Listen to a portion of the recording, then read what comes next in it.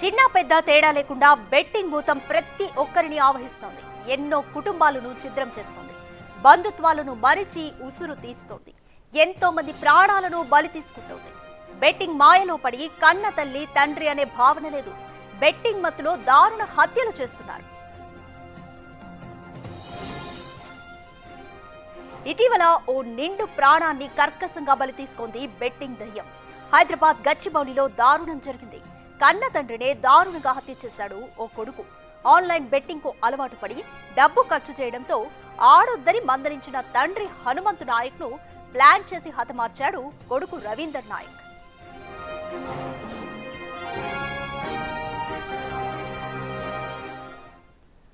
More details మా ప్రతినిధి పాపన్న అందిస్తారు.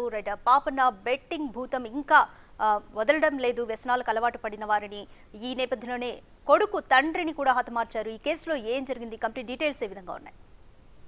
రైట్ రాధిక, బెట్టింగ్ యాప్ లో మాయలో పడి తన కన్న తండ్రిని హతమార్చిన ఘటన హైదరాబాద్ లోని గచ్చిబౌలిలో జరిగింది. వనపర్తి జిల్లా గణపూర్ మండల కూతులకుంటకు చెందిన హనుమంత్ నాయక్ భార్య పిల్లలతో కలిసి హైదరాబాద్ కు వలస వచ్చి ఇక్కడ మేస్త్రిగా పనిచేసుకుంటున్నాడు.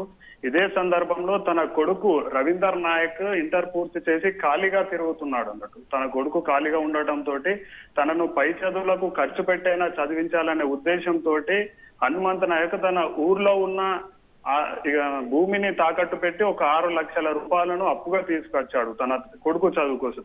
ఈ 6 లక్షల రూపాయలు ఇంట్లో ఉండడం చూసిన రవీందర్ నాయక్ 2.5 లక్షలు అంటే 2.5 లక్షల రూపాయలను తన ఖాతాలో వేస్తే అది భద్రంగా ఉంటుందని ఇంట్లో నమ్మబలికి ఆ బ్యాంకులో వేసుకున్న తన పైసలతోటి బెట్టింగ్ యాప్ లో పైసలు పెట్టడం తను అలవాటు చేసుకున్నాడు.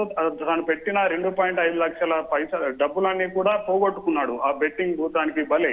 అయితే ఇదే విషయాన్ని తన తండ్రి కూడా తరచూ కొడుకుని అడిగాడు. నీకు ఇచ్చిన డబ్బులు ఏమైనాయి అని అడుగుతుంటే తను ప్రతిసారి కూడా ఇచ్చిన డబ్బులను మా ఫ్రెండ్స్ కి ఇచ్చాను, మా స్నేహితులకు ఇచ్చాను, వేరే వాళ్ళకి ఇచ్చిన అంటూ కూడా